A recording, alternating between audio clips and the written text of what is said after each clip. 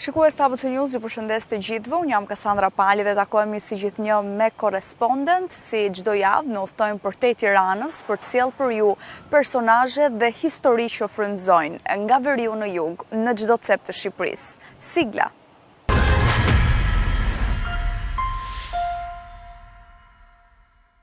Në Shqipërinë e diktaturës, lufta e klaseve u zhvillua dhe në skenë dhe në ekran. Një familje shumë e madhe nga Lezhë për disa dekada u shndërrua në simbol armiku përmes një personazhi të sajuar që u mor si e vërtet. Dhe sot, pas shumë vitesh heshtje, familja Syku del nga hija e propagandës dhe historia vjen e rrëfyer për ABC News nga pasardhësi David Syku. Propaganda kundër të pasurve të ashtu quajturve kulak që sistemi komunist zhvilloi në Shqipëri u shndërrua në dramë për shumë familje shqiptare. Kinematografia e kohës i kushtoi kësaj lufte të klasave edhe një film i cili merrte si referencë familjen Syku në Talet e Lezhës. Megjithatë, personazhi i quajtur Tuçmaku, që u kthye në një terminologji fyese dhe denigruese, në të vërtetë ishte Gjon Nik Syku. Pasuria e kësaj familje ishte e konsiderueshme, mbi 1000 hektar tokë, një numër i madh baktish dhe një ndikim i rëndësishëm shoqëror në zonë. Pikërisht për këtë arsye, regjimi komunist e demonizoi këtë familje, duke e persekutuar, burgosur dhe baltosur publikisht. Për te një shfaqje teatri dhe më pas një filmi propagandistik, e vërteta ishte krejt ndryshe nga ajo që u servir nga regjimi. David Syku, pasardhës i kësaj familje të madhe, rrëfen për ABC News të vërtetat e dhimbshme dhe historisë së tyre, kalvarin e vuajtjeve dhe damkën që sistemi u vuri, jo vetëm Sykajve, por edhe shumë familjeve të tjera të njëjtit rang, përmes një filmi që synonte t'i shkatronte moralisht dhe historikisht. Zanafjella filmit Toka Jonë është pjesa që Koljakova ka shërbyer si arsimtar, si mësues në shkollën e Talës. Gjatë periudhës kur u vendos regjimi komunist dhe filloi zbatimin reforma agrare, sepse reforma agrare në vërtet është bën dy faza. Faza e parë ishte faza kur toka ju mor këtyre familjeve pronare dhe u konfiskua dhe u shpërnda nga një ngastër e vogël për kopsht të gjithë fshatarëve. Kjo ishte faza e parë dhe ishte mashtrimi i parë që regjimi komunist po bante me reformën agrare, sikur ne do t'ju marrim pronat këtyne të këqive të shoqërisë shqiptare që janë pasuruar në kurrizë të popullit, edhe do t'ju shpërndajmë popullit, edhe do t'jenë të gjithë të pasur, do t'jenë të gjithë pronarë. Ajo që tregohet në film është krejt e kundërta e të vërtetës së madhe për familjen Syku. Davidi tregon se si erdhi i gjithë materiali mbi të cilin u prodhua teatri dhe filmi Toka Jonë. Ishte mësuesi Koljakova që gjatë kohës së reformës agrare dhe jepte mësim në Tale, shkruajti këtë vepër që mbeti më e vendosura në skenë gjatë regjimit komunist. Në këtë periudhë kur u zbatoi reforma agrare, faza e parë e reformës agrare, Koljakova shërbete si mësues dhe pa u gradualisht se si po zbatohej dhe aty u frymëzua që ma vonë me forcimin e regjimit komunist ai mori iniciativën për të shkruar edhe veprën dramën Toka Jonë, e cila u bë fillimisht në teatr dhe masanej u bë edhe film një 10 vite më vonë, u bë rreth vitit 1963 u bë film. Dhe kjo ka qenë vepra më e vëmendshme në skenën shqiptare gjatë gjithë regjimit komunist. Ideja ishte domethënë që duke qenë se këta ishin pronarë të cilët nuk u pajtuan kurrëherë me reformën agrare, u preken direkt nga reforma agrare. Regjimi komunist synoi ti personifikonte si e zeza e shoqërisë, si shtresa më e keqe e shoqërisë. E kundërta ishte që këto ishin familje punëtorë, ishin familje pronarë që kishin blegtëri shumë të zhvilluar, bujqësi shumë të zhvilluar për kohën, domethënë në sasi të mëdha dhe familjet të tilla, jo vetëm familja e Gjonit Sykut, por gjithë familjet pronare bregamatase, të cilat janë përsekutuar nga regjimi komunist pa dallim, ka qenë se tokën e jepshin në përdorim e punoshin me bujq. Që të gjitha familjet e mëdha bregamatase kanë kanë një ndihmë më madhe për shoqërinë, edhe kanë qenë motori i vetëm i zhvillimit ekonomik të asaj periudhe. Por në filmin Toka Jonë, realizmi socialist e paraqet këtë si një lloj grabitje që është e bërë gjithë shoqërisë për të pasuruar këtë pronar dhe do të binte masën e gjerë të popullsisë që ne kena bërë gjën e duhur që i kena konfiskuar dhe këta janë shtresa më e keqe, më e dëmshme e shoqërisë. Filmi Toka Jon në fakt e përndoqi familjen Syku, ajo dha impakte sepse brezat nuk e njohën realitetin dhe këto familje konsideroheshin armike. Kjo ideologji nuk ju nda për 50 vite të regjimit komunist. Nuk u nda asnjëherë familjes Syku. Për 45 vite të regjimit komunist nuk u nda. Janë një klasë sociale e cila është cilësua deri në shpërbamjen e regjimit komunist, janë cilësuar kulak. Edhe në shkollë, fëmijët e shkollës u thoshin këta kulakt, janë fëmija kulakëve. Kur vite puna për notën, kishin rezerva për t'ju vënë pavarësisht se i pjesë e mirë tyre kanë studenta të shkëlqyer në shkollë. Filmi ka dhënë impaktin shumë të mëdha. Sepse në qoftë se në transmetimin e parë të filmit apo në transmetimin e parë të veprës Toka Jon në teatr, ka pas një pjesë të mirë që e kanë ditë realisht se kush është kjo klasë sociale. Me kalimin e viteve, brezat e rinj që u rriqin me këtë lloj frymet, me këtë lloj propagandet, ata nuk e dishin më, kishin humbur realitetin se kush ishte në vërtet familja pronare, kush ishte në vërtet familja Syku apo të gjithë familjet e tjera si familja Syku. Familja përballej me termin Tuçmaku që kishte tjetër kuptim para viteve 90 dhe mori një tjetër kuptim në demokraci. Familja nuk mundi kur të reagojë, por në fakt bëri që sistemi t'i jap kinematografin dhe aktorët më të mirë. Sot mund përdoret me shaka edhe mund thuhet edhe një lloj forme edhe me shaka, po edhe një lloj komplimenti që e bën si Tuçmaku në aspektin ekonomik që je mkam ekonomikisht. Ndërkohë, përpara viteve 90, gjatë regjimit komunist, kur përdoret termi Tuçmaku, ishte si të thuash jenipi i një kriminalit, i një njeriu i cili ka shfrytzuar gjithë shoqërinë, një klaset sociale që ka qenë e keqja e gjithë shoqërisë. Mundësia për të reaguar ka qenë zero, sepse ishin kulak. Dhe kulakët e kanë pas fatin e përcaktuar në regjimin komunist. Plus që sigurimi i shtetit ka bë punën e vet. Dhe sigurimi i shtetit ka pas një karta biank për filmi Toka Jon edhe prejardhja e familjes Syku si familje pronare, ka kenë një karta biank në dorën e sigurimit të shtetit që këta mund bëshin çdo lloj gjëje, mund t'i akuzoshin për çdo gjë dhe mund të dënoheshin për çdo gjë që për interesat e sigurimit, për interesat e propagandës, mund të ngritë një çështje, një diçka e tillë edhe mund të dënoheshin. Në mënyrë të tillë janë dënuar, domethënë për gjëra të paqëndësishme, për gjëra të sajume, për akuza nga më të çuditshme që sot ngjajnë një film në vetin. Pavarësisht moshës së re, Davidi e ka parë filmin pas viteve 90, por jo vetëm për vlerat që transmetonte, por sepse kishin mundësi të shihnin pronat që vërtet kishte familja dhe disa nuk ekzistonin më. Unë e kam parë shumë herë filmin Toka Jon edhe e kam parë vetëm demokraci sepse unë kam lind vitet e fundit të komunizmit, por unë e kam parë me një lloj dëshire sepse duke qenë se ajo periudha kur Mereja Syku nuk ekzistonte më, dhe me ardhen e demokracisë u bën ligjet që u bën, të cilat e deformon plotësisht strukturën e pronave në Shqipëri.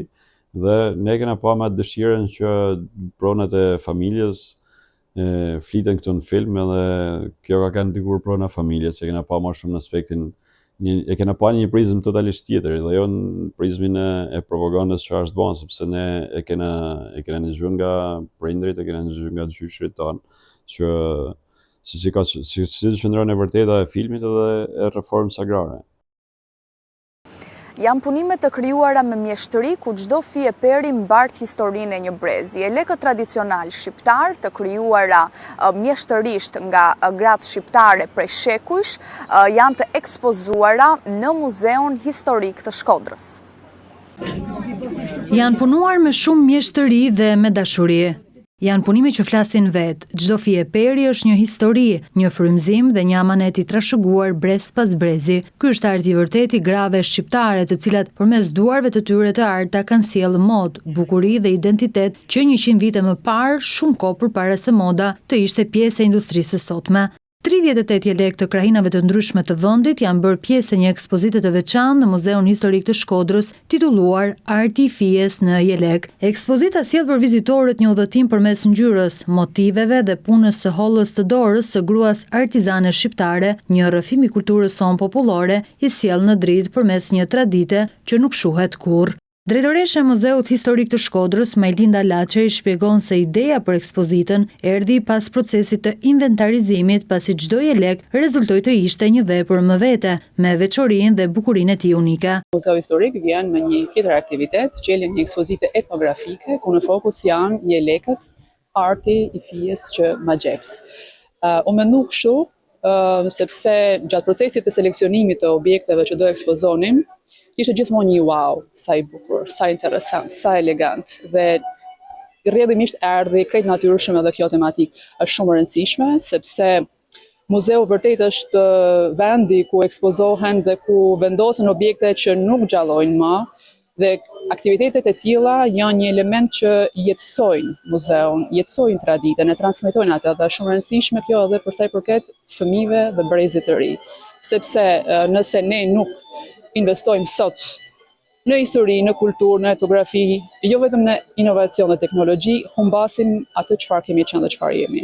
Jelekët datojnë që nga fillimi i viteve 1700 e deri 50 vite më parë, ndërsa janë nga hapësira të ndryshme të Shqipërisë. E veçanta është ekspozimi i jelektur të motrës tonë, i motrës së mjeshtrit të pikturës dhe arkitekturës, Kol Idromeno. Është jeleku i motrës tonë, është motra e Kol Idromenos.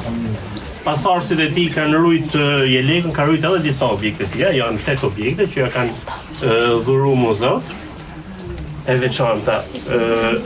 Ka mundësi me keni katolikëve, por nga tipologjia është i Shqipërisë së Jugut.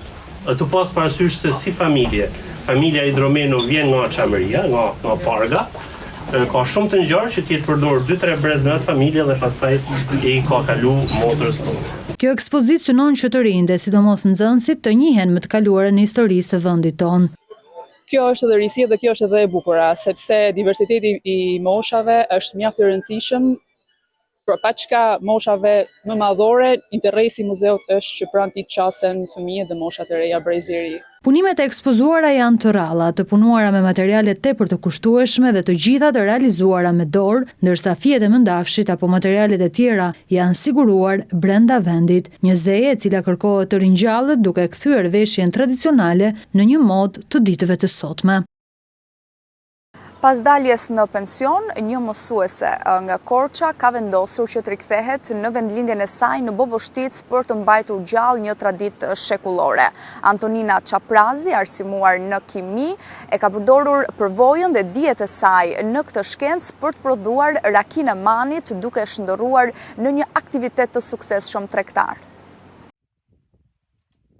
Pas një karriere të gjatë në mësimdhënie në disa prej shkollave të rajonit të Korçës, Antonina Çaprazi, pas daljes në pension, vendos të rikthehet në vendlindjen e saj Boboshtic, fshat i njohur ndryshe si vendi i manave të zinj. Boboshtica ruan prej brezash traditën e prodhimit artizanal të rakisë së manit, por për Antoninën, e arsimuar në kimi, kjo traditë u kthye në një mundësi për të shkuar edhe më tej. Përveç rakisë, ajo nisi të prodhojë dhe pije të tjera, si liker të ndryshëm. Në një rrëfim për ABC News, Antonina tregon se fillimisht gjithçka nisi si eksperiment, por pasioni dhe njohuritë profesionale e shtyn drejt një game më të gjerë prodhimesh. Jam në moshën 78 vjeç, kam qenë arsimtare, kam punuar në Institut Studimeve Pedagogjike në Tiranë 2 vjet, në kabinetin pedagogjik në Korçë 2 vjet, dhe pastaj kam qenë mësuese në fshatrat. Dhe kam qenë lëndë të ndryshme, fizikë, kimi, matematikë, i studionja vetë në fillim,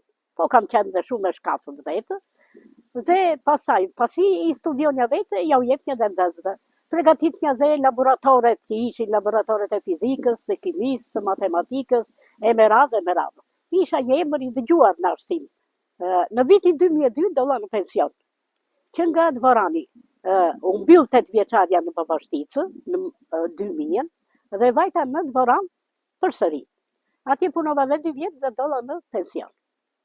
Pasi dolla në pension, u qetësova në shtëpi, tash i merrem me punët, mbledh manat, i nxjerr manat, bëj likerin, që i kam shumë të kërkuara këto, atë pekmezin e manit që ne i themi çaniçkovë, këtë e kam mësuar nga mamaja. Sepse mamaja ishte përgjegjëse e frutikulturës në kooperativën bujqësore kur qenë kooperativat, edhe ajo merreshe posaçërisht me këto pemët frutore, me rushin, me dardhat, me mollët, me manat.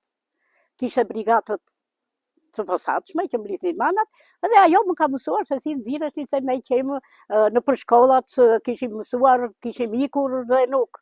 Pastaj i mësuam, profesionet i kemi mësuar nga mamaja. Ndoshta është një fenomen unik në botë që sipas traditës në fshatin Bobështic, gjithë procesi i nxjerrjes së rakisë që nga mbledhja e frutave, fermentimi e deri te prodhimi bëhet nga gratë, ndërsa burrave u mbetet vetëm dhurata për ta pirë. E nxjerrin gratë dhe burrat e pinë. Dhe rakia dasmat kur beshin në Bobështicë, pa raki pemani nuk beshin. Në fshat, manat kanë qenë të ershme, po të them, shekullore, dhe pleqtë i kanë gjetur, kanë vdekur pleqtë, fëmijët e tyre, kanë vdekur dhe fëmijët e tyre, thonë den, baba den, manat kanë qenë në Bobështicë. Dhe i mblidhin gratë, dhe kishin ca kusiçka të vogla pe bakeri. Ato i kallajisnin dhe i mblidhin në për ato dhe i nxirrnin raki. Rakia përdoreshe vetëm për nevojat personale, sepse nuk i ishte kaq e populluar rakia e manit. Do me thënë, rakia e manit është rakia e fortë, nuk pihet në volum. Jo, nuk pihet në volum. E pinin në përdasma, në përsebepe, ju jepnin miqve të tyre. Pastaj me kalimin e kohës, kur ishin kooperativat bujqësore që në atë kohë, fillovi rakia të nxirreshe me shumicë dhe të shiteshe dhe të shpërndaheshe. Fshati Bobështicë është i njohur prej kohësh për frutin e manit dhe për pemet mira vjeçare që gjenden në disa zona të Korçës. Historia e tyre e saktë nuk dihet, por gojdhënat flasin për një origjinë shumë të hershme. Sipas Antoninës, gojdhënat tregojnë se manat janë të pranishëm në Bobështicë që nga koha e persëve, ndërsa historia më e dokumentuar i përket viteve të luftës së parë botërore, ku disa djemë të fshatit të rekrutuar në ushtri sollën fidan nga Bullgaria pas përfundimit të luftës. Manat e Bobështicës. Këto nuk i di historitë, do me thënë vetëm janë gojdhëna. Këto kanë erdhur si pemë nga Azia, që në kohën e persëve janë manat. Do me thënë edhe më përpara se kohë e persëve. Këtu kanë erdhur disa djemë nga Bullgaria, si qikën nga lëvizjet e shumë të që benë, pas luftës së parë botërore, dhe erdhën këtu në Bobështicë. Dhe Bobështica ishte një fshat i vogël, që ishte, do me thënë, rreth 50-60 familje boboshtare të ershme. Dhe këtë emër Bobështica e ka marrë sepse ishte një sharë mbi fshat, dhe kur erdhën nga Bullgaria, ta djemtë dhe thanë Bobështica, do me thënë Boboshu më drasa. Dhe ja kanë vënë, dhe në Bullgari është një fshat tamam me emrin tonë Bobështicë. Dhe ata i thonë Bobështica. Manat, do me thënë brezi babajt tim, që ka qenë këtu në Bobështicë, se mamana e kam nga Borova e Kolonjës, e kisha, babajt tim, që ishte i lindur që më 1912, manat ishin po në këtë gjendje që janë dhe sot, do me thënë drurë të vjetëruar, shekullore, dhe asnjë njeri nuk i mban mend. Sot, përveç pemëve që ka vetë, Antonina merr edhe mana me qira dhe prodhon raki dhe liker vetëm për qëllime tregtimi. Ajo tregon se produktet e saj kanë tashmë një treg të sigurt. Unë kam 6 rrënjë mana, i kam timet, i kam shumë të mëdhaja dhe zënë 670 metro katrore. Rrënjët e manave time. Kam marrë dhe 14 mana të tjera me akë. Ju jap raki 5 kg, 6 kg, 10 kg, sa kërkojnë ata, ja u japun atë dhe pjesën tjetër të rakisë e mbaj vetë. Prodhoj 2 kuintale gjysmë, 3 kuintale raki, po t'i jenë manat të mira, që t'ju ketë ecur moti. Për shembull, si vjet, nuk ju eci shumë moti, sepse i dogji ajo që ra një si e ftohtë, me shi, dhe i dogji. Po megjithatë, do me thënë volumi ishte i kënaqshëm i rakisë. Rakinë e shes në për njerëzit tim, në për shoqërinë time, në Gjermani, në Turqi, në Angli, në Amerikë, në Kanada, Historia e Antonina Çaprazit është një shembull se si përvoja, dije dhe tradita mund të bashkohen duke krijuar jo vetëm produkte cilësore, por dhe një model frymëzues për rikthimin dhe investimin në vendlindje.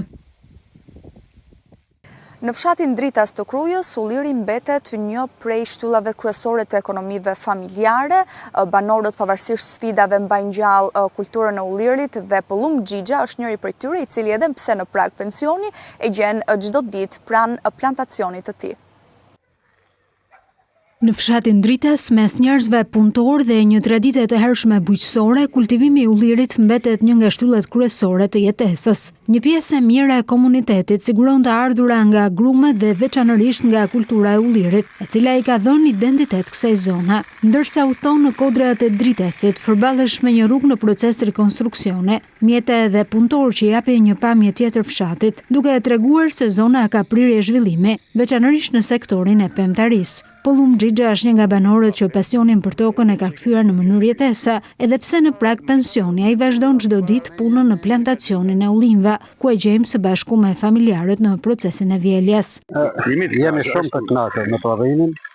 Problemi është se nuk ka thonë në fuqia punëtore, po më shumë vetë se gjithë secili kjo zona kënej ka gjithë kush ullishet e veta.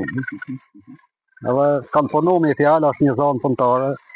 Ti personalisht ke marrë njerëz të punojnë tu? Po kina marrë, kur kina pas në një ngarkesë madhe pune, po është vështirë për ligjetor, am kuptoj, është vështirë se ka gjithë secili punë të vetat sot. Doja dija, çfarë lloj varietete keni? Ne kryesisht kina miell frantojnë italiane. Edhe frantojnë e venit, të Vlorës. Ne nda, kush është frantoja? Është për prodhim e vajt apo për tavolinë? Për prodhim vaj. Kina dhe ullin e beratet, krypsin e beratet e kina marrë. Ullit të rini, që janë po flasin për varietetet e reja. Krypsin e beratet. Kalinjatin e keni marrë, është edhe për vaj edhe për të krypën në fjallë të qëtonë. Plantacioni është ndarë sipas varieteteve të ndryshme të ullirit, çka sipas Pëllumbit kërkon një uri. Fillimisht kina fillon 2008-ën. Këta ullit që janë to, që shifni këto, janë të 2008-ës.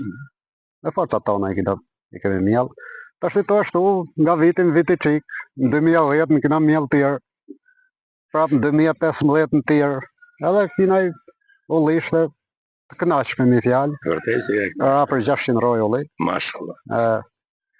Edhe prodhimi është i kënaqshëm me fjalë. Puna me ullirin, thot ai, nuk është e thjeshtë dhe kërkon përkushtim gjatë të gjithë vitit. Tani një gjë, me fol për ullinin, duhet të jesh edhe agronom, se ullini ja se do të shërbimin e madh, se mos sa bëjmë kogël, po ka ata të vetat, plerimin, krasitjen, vaditjen, i ka me fjalë, po i përballojmë. Ca vete, ca me punëtor me fjalë i kina përballu. Këtë vit prodhimi i ka qenë i mbar dhe vjelja ka nisur në kohën e duhur. Kina fillu, për në la koha me fjalë të mbajti gjithë koha shi, 2 javë kusur, se do të kishim fillu ma para, u boje 3 ditë që kemi fillu. Po problem se kam pasrat sa në tokë, pa ata si kina nga shijë. Nëse shoh se që kem plot. Jo. Plot e për plot, se jemi të kënaqur. Jemi të kënaqur, këtë vitin në të kënaqur për ullinin. Kur është faza që optimale që filloni vjeljen ullin? Në çfarë muaj? Pa fondit e torit, nifje, këta ullit e ri. Kina pasaj ullit shikollor, se i kina më shinam. Edhe ata. Po ta, janë prodhim ata? Janë. Ata kanë vite me fjalë, po këtë vit kanë boca. Jo se janë pa. Kur mund përfundoj kjo faza e vjeljes? Është kjo do të përfundoj, se lej që kjo punë e punëtorëve, punë e krahut punës. Se me fjalë 20 dhjetori, këtë lloj varieteti që kemi na, duhet ta zëj të vjelur. Për sa i përket përpunimit të vajit, Pëllumbi thotë se tashmë ka gjetur zgjidhjen e duhur, ndryshe nga vitet e para. Të them të drejtën, fabrika vaj, kemi ballë, kemi plot. Po ku dio, ne nuk ka përshtat është një tradicional, me fjalë ka fillu me, se themi ne, me kom, me mullirin e gurit e me kret, është një kadrimuka. Me fjalë është mjeshtër për prodhim me vajt ullirit. E ka të kohës, me fjalë, u boj 20 vjetë, 20 kusur vite me fjalë, që puna. Them të drejtën atje e kemi po. Sot sfida mbetet tregtimi i prodhimit, ku ai kërkon më shumë mbështetje institucionale. Me thonë drejt, e mirë është si t'japin institucionet i zgjidhje, si ta dorëzojnë në shtet, ose ke një sipërmarrës, është të gjoja më e bukur, se me gjithë këtë prodhim, normal që nuk e konsumojmë vetë. E shesim me njerëz të njohur në kështu një fjalë. A keni gjetë tregshitje? Po, kena gjetë tregshitje, po problemi është ta marrë dikush. Me gjeni pika e grumullimi. Pikë grumullimi, qofte edhe shteti, qofte edhe i sipërmarrës për shembull, se kjo gjithë një zonë ullishte shumë e madhe. Kur e merr tjetri për shembull, e shet edhe të certifikuar me gjitha standardet. Me gjitha standardet. Cilësia e vajit ullirit të dritesit sipas tij tashmë është bërë e njohur dhe jashtë kufimve, ndërsa mesazhi i tij shkon veçanërisht për të rinjt. Tani për ambicie mirë bëj thirrje për shembull edhe të rivet, se nuk është shumë fitim prurës, siç thonë ta, por nuk të le pa gjë. Kam kuptuar, unë tokën time e kam mbjell komplet ulli. Thash për 600 roj ulli. Komplet tokën time e kam mbjell ulli. Shumë stërmundim nuk do të një. A ka familje këtu në fshatin tuaj që mbahen me kulturën? Ka boll edhe ja dalin shumë mirë. Vetëm me kulturën? Vetëm me kulturën e ullijit, edhe ja dalin shumë mirë. Jetojnë për mrekulli. Ndoshta është edhe zona e përshtatshme për... Diskutata, zona përshtatshme. Zona përshtatshme, ju ka përshtat aq bukur me fjalë vendit. Përveç plantacioneve me ullim, Pëllumbi ka investuar dhe në përpunimin e drurit. Ndërkohë, Dritesi shihet gjithnjë më shumë edhe si një zonë me potencial turistik, fal natyrës, historisë dhe kulinarisë. Dhe ishte gjithçka e përgatitur për korrespondent, unë ju falenderoj për vëmendjen tuaj dhe bashkë do takohemi sërish javën e ardhshme me të tjera histori. Qëndroni në ABC.